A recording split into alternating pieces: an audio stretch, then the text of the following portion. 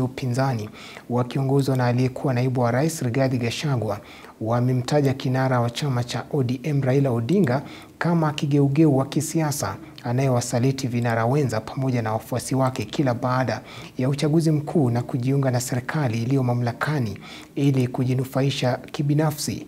Wakizungumza walipohudhuria ibada ya Jumapili kaunti ya Kajiado, vinara hao wamepinga tetesi kuwa kuna mgawanyiko katika upinzani na kueleza kuwa upinzani uko imara, na wameweka mikakati ya kushirikiana kuhakikisha kuwa wananyakua nyadhifa za uongozi katika chaguzi ndogo zijazo, haswa maeneo yaliyo na wagombea zaidi ya mmoja kutoka upande wao. Aliyekuwa naibu rais Rigathi Gachagua, kinara wa chama cha Wiper Stephen Kalonzo Musyoka wameongoza viongozi wengine kuhudhuria ibada ya Jumapili katika kanisa Jesus Exaltation County ya Kajiado. And serve again.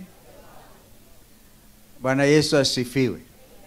Akizungumza katika ibada hiyo, kinara wa DCP amebaini kuwa kinara wa chama cha ODM Raila Odinga amekuwa kigeugeu wa kisiasa anayewaasi vinara wenza pamoja na wafuasi wake baada ya uchaguzi na kujiunga na serikali iliyo mamlakani ili kujinufaisha kibinafsi.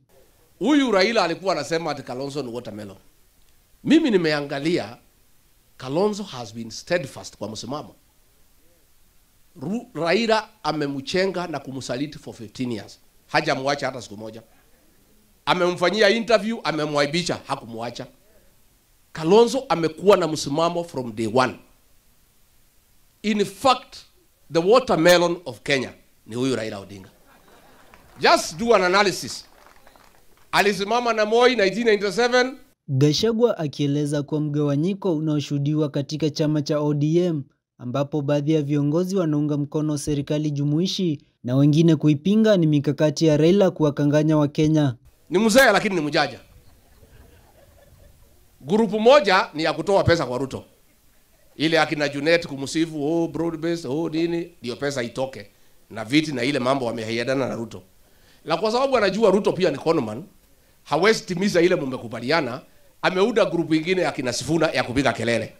Wamepuuzilia maneno ya Rais William Ruto aliyotoa Marekani kudumisha amani katika taifa la Haiti, wakieleza kuwa ni kinaya kwani mataifa jirani ya Haiti na yaliyo na uwezo wa kudumisha amani kama Marekani yamesusia kuingilia vurugu hizo, na polisi wa Kenya wanaumia katika vita visivyohusu wa Kenya.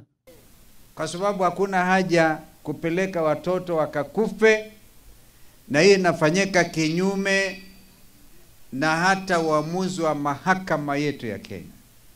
And Trump addressed the UN General Assembly for almost 1 hour. Ruto akitoa hotuba yake ameongea eti vile Kenya wataendelea kuwa Haiti. Na Trump mwenye Amerika amesema hakuguzia hiyo jambo. Why are you Bwana Ruto mourning louder than the bereaved? Viongozi hao wamewataka vijana kujitokeza kwa wingi kujiandikisha kama wapiga kura, kwani hiyo ndio silaha pekee ya kukabiliana na uongozi mbaya. We expect zaidi ya vijana milioni 6 wasajiliwe kama wapiga kura. Na hawa tunawajua, hakuna mmoja wao. Hawa ni majensi wale ambao waliuawa na serikali ya Bwana Ruto. Please, our children, don't let us down. You have made us proud so far by your courage and determination to correct the ills that bedevil our country.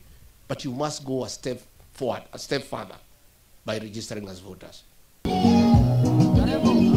Isaac Musyoka, Undugu TV.